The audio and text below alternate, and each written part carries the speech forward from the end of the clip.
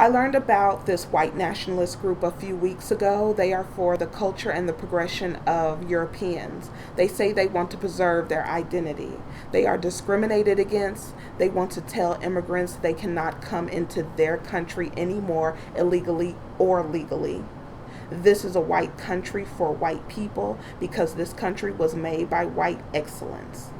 They are more articulate than the KKK. They are trying to make a more palatable group that does not carry the same stigma of the KKK. Same mentality, different suits. Hail Trump! Hail our people! Hail victory! Our lived experience is being a young white person in 21st century America, seeing your identity be demeaned. I've lived in this multicultural mess my entire life, and I'm trying to get out of it.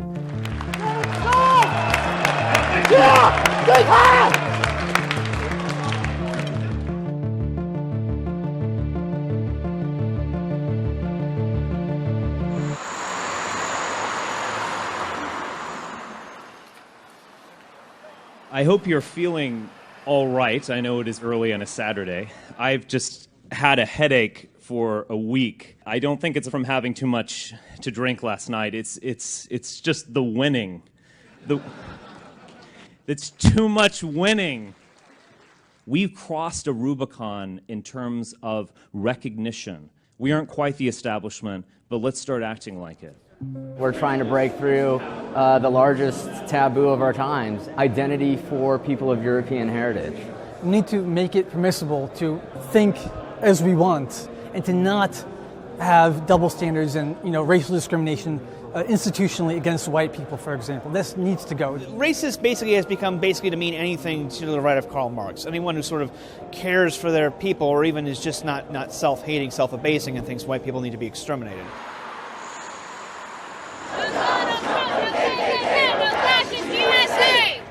Donald Trump, no KKK, no fascist USA. Who is meeting here? National Policy Institute. What is that? It sounds vague, right? It sounds boring. It could be anything. Well, that's their plan. Everybody knows what the American Nazi Party is. Everybody knows what the Ku Klux Klan is. But National Policy Institute sounds like some boring office around here somewhere. Actually, they are white nationalists. The alt-right, they take sometimes very direct inspiration from the hate groups of old. This subculture has grown in message boards, specifically like 4chan and Reddit. A younger generation of mostly white males reinforce each other's notions based upon a white identity politics, as well as just an overall reaction as what they call political correctness. They are trying to recruit youth for the long haul.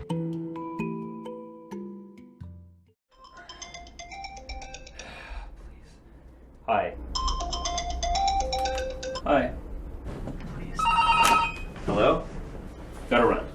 Bye. Fuck. Presses on your ass? Yeah. Well, everyone just wants a piece. Before the Trump campaign, I would get a media request maybe every quarter or so. At this point, I get a media request effectively every day. One philosophy is, these guys hate you, they're a bunch of shit libs or whatever. And my philosophy is effectively that there's no such thing as bad publicity.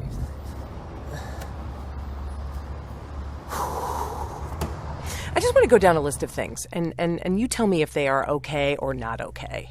Okay. Graffiti that says, "Make America White Again." I don't... Look, graffiti is illegal, but... The slogan, "Make America White Again." I don't have a huge problem with that. I mean, that people are just expressing their opinion. The alt-right has existed long before Trump. We were doing a lot of thinking, but no one was really paying attention. Maybe if you're less charitable, you could say we were engaging in intellectual masturbation. Trump definitely energized the alt-right. He was elected because of the immigration issue, which is fundamentally an identity and race issue, let's be honest. Because we have this connection with him, we can inflect his policies. We're really trying to change the world, and we're going to do that by changing consciousness and changing how people see the world and how they see themselves. It's my great pleasure to welcome Millennial Woes. Millennial Woes is just the kind of person that we want in the alt-right. Millennial Woes, and you could say that about me too, we're kind of the hipster whisperers. So it's my pleasure to welcome Millennial Woes to MPI. Welcome.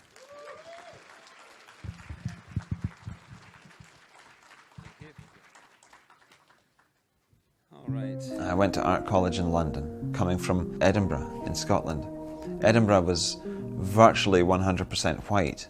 The halls of residence was extremely multiracial and multicultural, and I found that very dizzying and horrible. I didn't like it.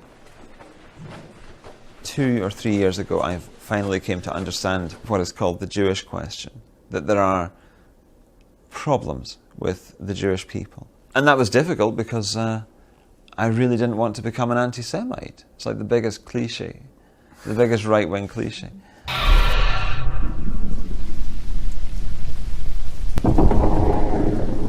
I started my YouTube channel at the very start of 2014. I was on welfare, I was very depressed and so on, and I had a lot of questions about the world. I thought I would make 15 or 20 videos, no one would watch them, and I would just stay on the dole forever, welfare, being miserable. That was what I thought. But as it happened, it took off. By the standards of the alt-right, it's I would say the biggest channel in Europe. Women shouldn't have the vote. Because if you do give them the vote, they will mess up your psychological defences and your legal systems, your protocols, your culture, and make it vulnerable. We say no to racist hate! Fuck you, Nazis! Fuck you, Nazis! Commit suicide, fucking assholes! Hi, I'm Adele Stan with the American Prospect, and I'm curious what you would like to see Trump do first thing right off as soon as he takes office.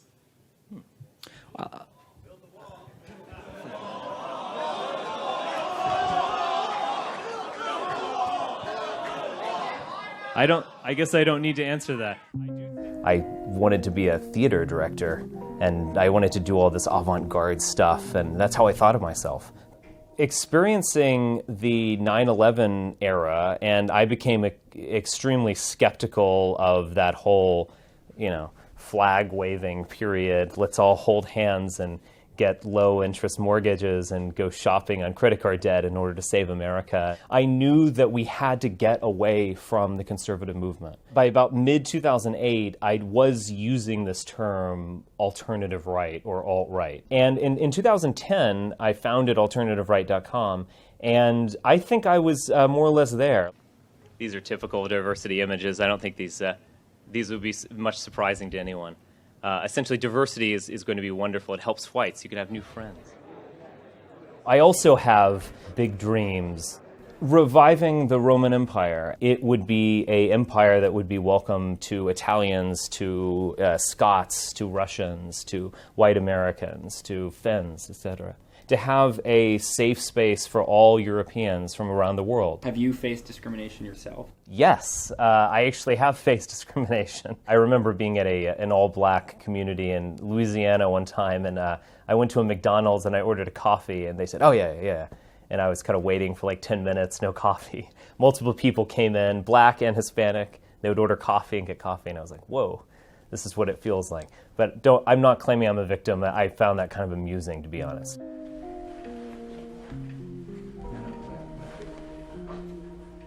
Are these shoes a little too casual? I don't think so. Nobody looks at shoes. That's what I think. Especially at night. I'm a tribalist. I'm not a racist or, white supremacist or anything. Tribalist. How would you define that? Well, my kind. my European kind, and you're Jewish? Yeah. Okay, well you have it. It's a tribal, you have a tribal nature. All people do. Blacks do, you know.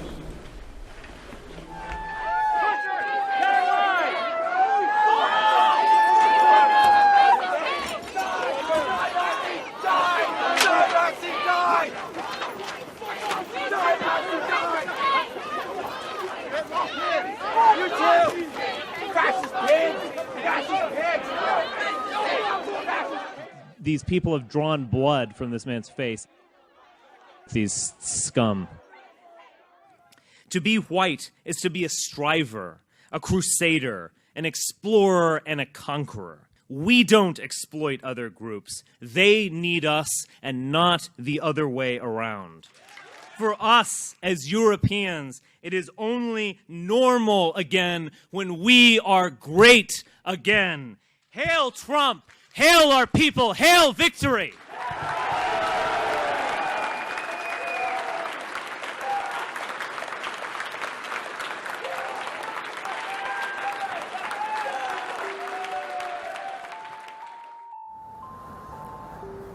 I don't see myself as a marginal figure who is going to be hated by society. I see myself as a mainstream figure. If you greeted someone in 1985 and you said, all gays should marry, you actually would probably get a lot of laughs. Maybe in 10 years from there, you would get fewer laughs and maybe even a couple of supporters. By 2015, if gay marriage is popular, what is possible has shifted. That's what the alt-right's doing. It's thinking those political ideas that aren't possible yet and imagining a reality in which they are.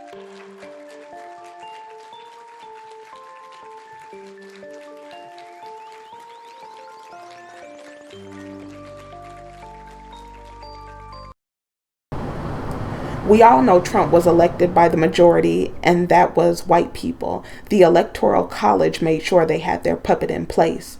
These angry white males seem to not understand the hand that will be their undoing will be a white one.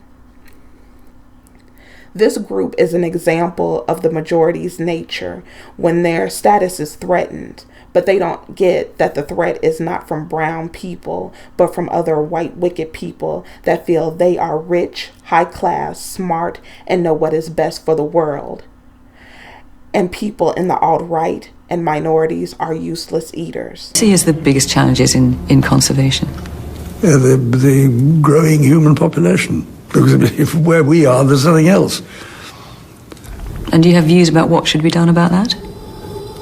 Can't you guess? We've got to stabilize the population. When I was born, there were so what's wrong with the population? I mean, with too many people. That's why we have global warming. We have global warming because too many people are using too much stuff. Back in 1997, when Ted Turner announced his historic support for the United Nations, no one could have known how the foundation would evolve and what its role would be. Today, we know that Ted Turner has delivered beyond anyone's best hopes. The UN Foundation has become the United Nations' best friend.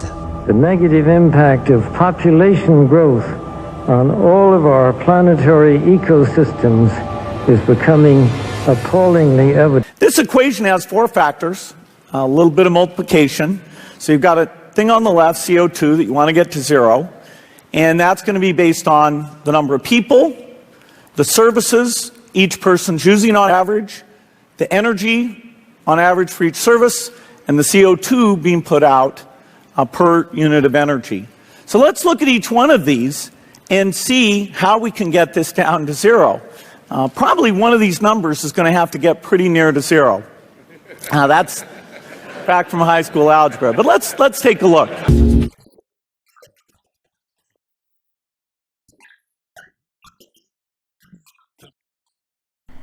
Honestly, they do not care. They are willing to take down this country and this world with their paranoia and sense of entitlement. It's stunning coming from such a self-proclaimed intellectual group with a high IQ.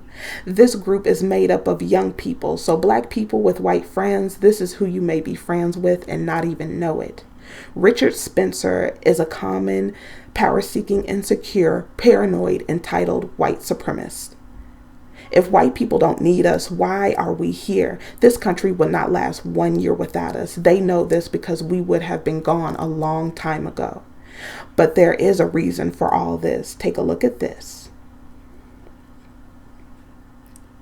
We're back now with an NBC News investigation with our partners at Reuters into an especially disturbing side of America's growing heroin epidemic. The CDC says the number of babies born in withdrawal, a dependency inherited from a mother battling addiction, has risen fivefold over the last dozen years. In 2013 alone, more than 27,000 babies were born addicted to opioids like heroin or prescription painkillers. But what happens after these babies endure the excruciating withdrawal process? A warning, some of the video we're about to show you is disturbing. The story from our senior legal and investigative correspondent, Cynthia McFadden. They are the most innocent victims of our country's opiate epidemic. It's hard to watch, but for too long we have looked away. 14% of all babies who were delivered at our hospital in the year 2014 were exposed to drugs. It's an astronomical number. Nearly 30,000 a year in this country. It can be frustrating because you do everything and they're still uncomfortable. J.C. Frazier was one of those babies. She inherited her mother Lacey's blue eyes and her dependency on drugs. She was just 6 months old when the state of Florida says her mother mistakenly gave her a lethal dose of methadone. You know, there are going to be people listening to you at home saying, this is a woman who killed her own child. Yeah. What do you want them to understand? That I didn't purposely do anything to her. I love her so much that things could have been prevented on my part, as well as if I'd had some help. And that I take responsibility. I'm not putting responsibility on anyone else. I made a mistake. Frazier is serving 15 years in prison. Sometimes when I wake up in the morning, I think that she's laying beside me. And then it takes me a little bit to realize that it's my blanket balled up. It's not her. In fact, JC's short life may have been saved if a 12-year-old federal law had been followed. The law requires hospitals to report newborns like JC to the state's Child Protective Services. In JC's case, the North Carolina hospital did inform Child Protective Services in South Carolina, where the family lived.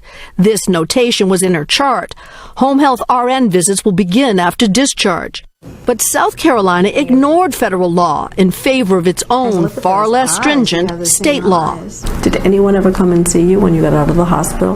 No, ma'am. Was there a safe baby plan when you left the hospital? Just have a nice life. So nobody sat down with you and said, look, you're a drug addict, you're taking methadone, this baby's at risk. We need to have a plan. No. JC is far from alone. Despite the federal law, Reuters and NBC identified 110 cases in the last 5 years where babies whose mothers used opiates during pregnancy died preventable deaths after being sent home. Former Congressman Jim Greenwood sponsored the law to protect these babies. Federal legislation was passed 12 years ago, and yet here we sit, and effectively it isn't being enforced. Right. Now we have this epidemic, and the system is failing us at every level, and it doesn't need to be that way. Is there someone who could decree and make this happen? Yeah, so the Secretary of Health and Human Services could say, we're going to look at this very closely, and if you're not really doing the job, we're going to start withholding the money. So you wish the law had been enforced, right? Yes. I wish that somebody had paid attention, because I didn't just fall through the cracks. I fell through the Grand Canyon, okay? Of course, little JC and hundreds of other babies are the ones who pay the ultimate price. The Secretary of Health and Human Services, Sylvia Matthews Burwell, declined our repeated requests for an interview. In the meantime, white men have made up 83% of suicides in males. Those numbers are going through the roof. Overall, what's this? What's causing this demise? Is it just the job market? Joining me now to discuss, Kirsten Haglund, Gianna Caldwell, Gina Loudon, and Christopher Bedford. Gianna, let me start with you. You're a young millennial. The unemployment rate for your age group is tremendously high. Everyone has dropped out. The participation rate is near Arab Spring lows. What's going on? Yeah, you know what? I tell you, since the recession, we've seen a decline in individuals' mental health. We've seen that. We saw that there was a report that came out in May by the Labor Department showing that there was only 25,000 jobs added to the rolls. And we see through our politics that the economy is the #1 area of concern by Americans. I believe the reason for the accidental deaths through prescription abuse and others is simply put the economy. And we haven't seen much more of a rebound under President Obama because we know that the jobs that have been added to the economy have been low-wage, minimum-wage jobs. And we see that through millennials, especially in their participation, that they're not able to get a job in the field in which they have a degree. They have to take a job as a Walmart greeter or another low-wage job. So I'm beginning to see that trend. I've seen that trend myself, and I think it's something that may continue until we see somebody like a President Trump. Gina, there have been tough times though in the past, and this has got to be something more with the suicide rates going through the roof. It's got to be something about not having faith in the future. Charles, I hate to say this, but after I did your segment last night about this exact topic, I also got more mail than I've ever gotten from any hit that I've ever done, because I think there are so many people who are experiencing this and seeing it in their own lives. You're right. The suicide rates are up 40% among white men. Also, they are #1 to die of alcohol or opiate abuse. Prescription drug use is through the roof. And this is the numbing, but you're absolutely, you just nailed it, Charles, when you said there has to be something more than the economy. The economy is a sad partner of a cultural emasculation that has taken place. When we are constantly harping on men as if they're the problem in our society, we shouldn't be surprised when they don't understand the role. A guy can't even open a door for a woman anymore and know if he's going to get yelled at, Charles. That is the sickening partner of this horrible economy that has impacted what were traditionally providers of our economy. So it's a very sad state. Kirsten, what do you make of it? Well, I think that people are very broken. And yes, it has something to do with the economy, but a feeling of hopelessness and despair, that there are so many things out of their control, not only the job market, but also their children's futures, being able to pay for college, being able to get a job. Families are broken apart increasingly, and so there's no support system if someone does feel hopeless. And we need to care for each other as human beings, whether you're a man or a woman, but especially men. Women often are like, okay, we're the sensitive ones. We need the moral support. Our husbands, our brothers, our fathers need the moral encouragement and support as well, and the openness to say, if they are struggling with something, to say it's okay to come out and say you're struggling with something, you need some help and support, and that way people around you can gather. As a community, as Americans, we have to take care of one another. And you mentioned also this is particularly with the vets who have very high suicide rates. 22 vets a day commit suicide, and that's not just the young ones coming back from war now. It's a lot of Vietnam War vets, and that's this middle-aged population. Christopher, this has become an election year issue. Donald Trump talked about his epiphany, if you will, going through the state of New Hampshire. I interviewed Senator Rob Portman yesterday. He's taken a big position on this because it's an American epidemic, isn't it? See, conservatives for years have really understood the effect that being dependent on the government has on families and individuals, and how that breaks the spirit and makes a man very unhappy, and it leads to crime and all these problems. But when the economy and technology and outsourcing have ripped jobs and completely destroyed communities, conservative economists often call that creative destruction. But what it really is the end of a whole community and the separation of the bonds which hold us together. That can't be replaced with a lower tax rate. That can't be replaced by a Walmart. And this sadness and desolation that comes in leads to drugs. The opioids which were prescribed for decades, now it's being replaced by heroin. And it's wrecking places that I grew up. Yeah, we got to figure it out, guys. I appreciate everyone's thoughts on that. Well, a medical mystery is being investigated in Montgomery County. It's a lung infection that has been linked to water. Health reporter Stephanie Stahl says the illness is rare, but the number of patients is growing. The unlikely victims are white, thin, postmenopausal women who live in affluent neighborhoods around the main line. It's frightening, I think. It's a lung infection similar to tuberculosis that's caused by a bacteria found all over, in soil, the air, and mainly in water. This is in all of our water. We're all exposed to it every day when we take a shower.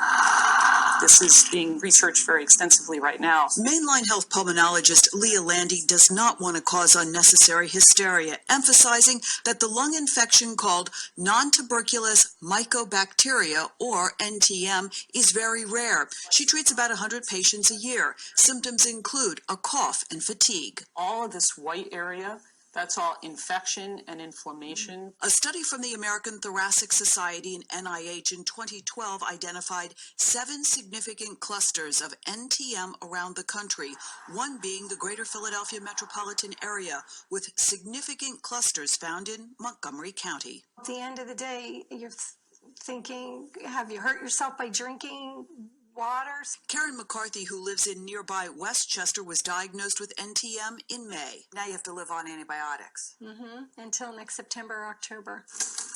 She's installed a special water filter, careful to avoid re-exposure. The 54-year-old struggles with fatigue and respiratory issues, but makes sure to stay in shape, which ironically made her more susceptible. Were you shocked when you found out that being healthy and fit put you at risk for this? Oh, absolutely. The NIH report also noted that most NTM patients had higher education and income levels, with the infection being difficult to identify.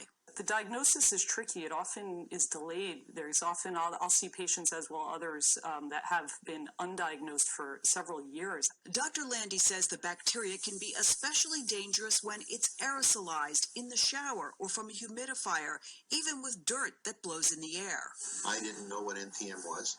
I didn't know how to pronounce it. Philip Lippman says he learned fast after his wife, Fern, was diagnosed. They lived in another NTM hotspot, Florida. The lung infection eventually killed her. She was such an amazing person, but she's in my heart. She's with our children. But not everyone is at risk. Doctors say African Americans and people who are overweight tend not to get NTM, but this bacteria that causes it is everywhere. So the question is, why do only certain people get the infection?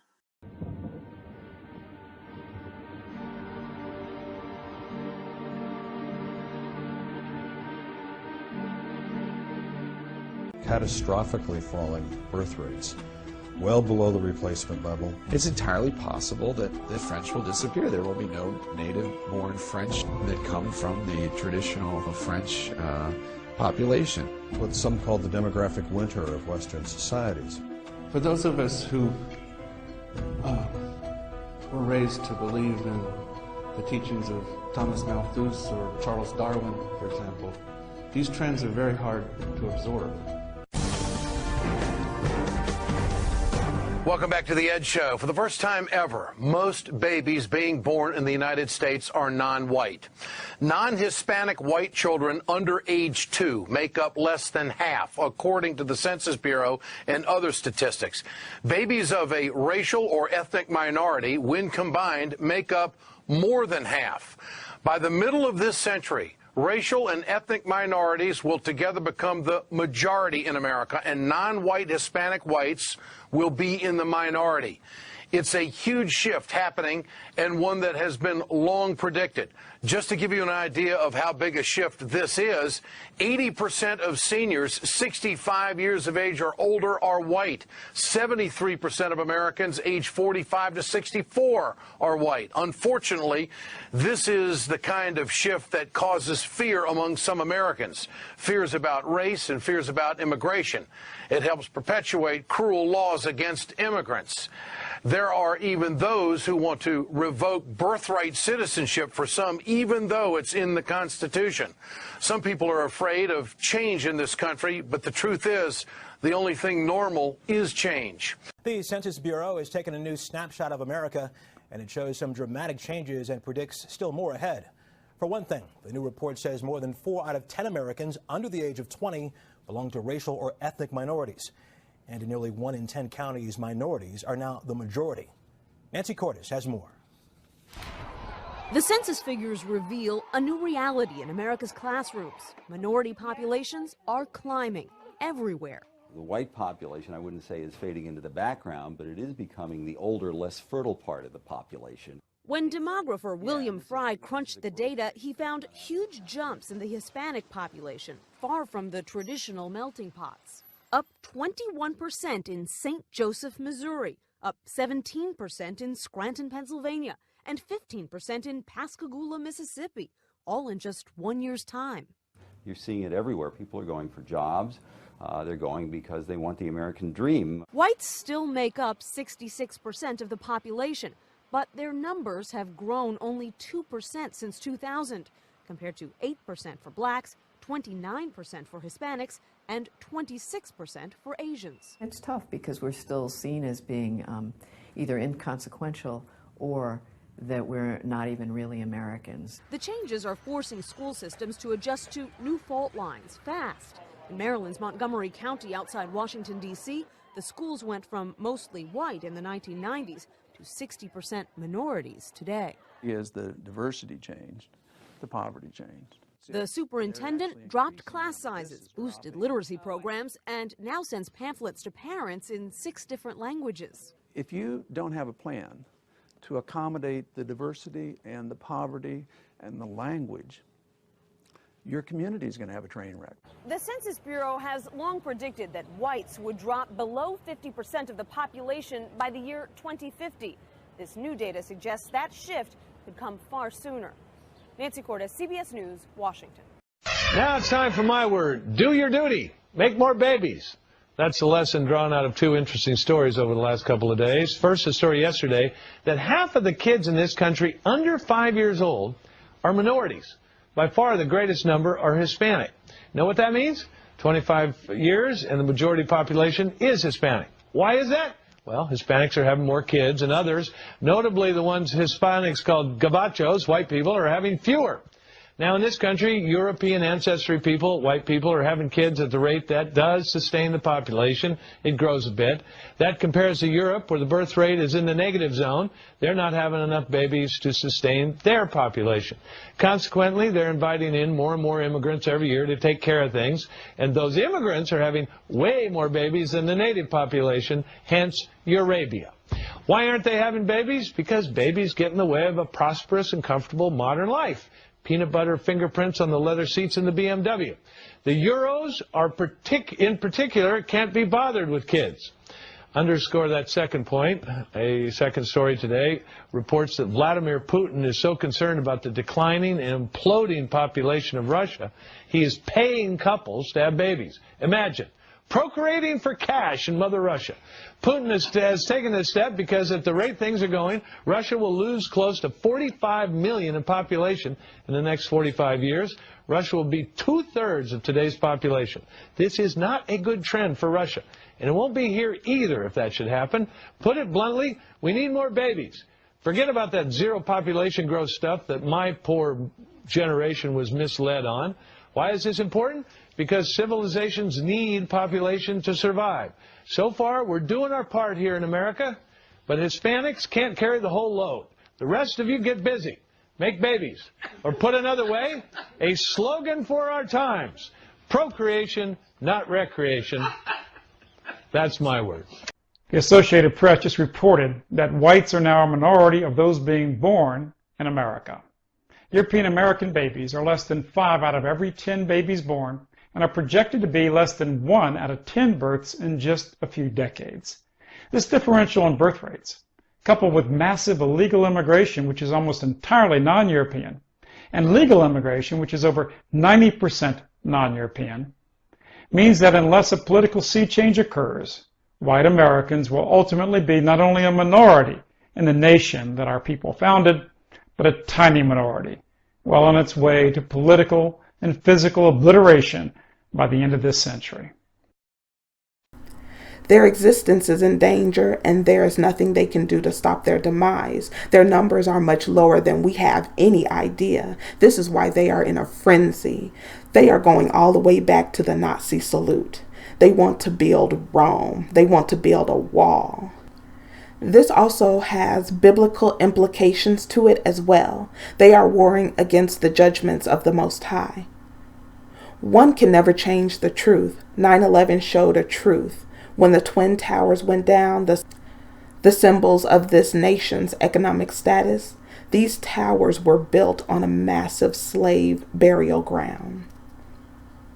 This guy needs validation. He is just another race hustler, but on the other side. He always speaks, they want a piece of me, they want a piece of us. It's very clear that he has an ego out of this world, but the self-esteem is low. I will leave the articles in the description box below. Thank you for watching and see you next time.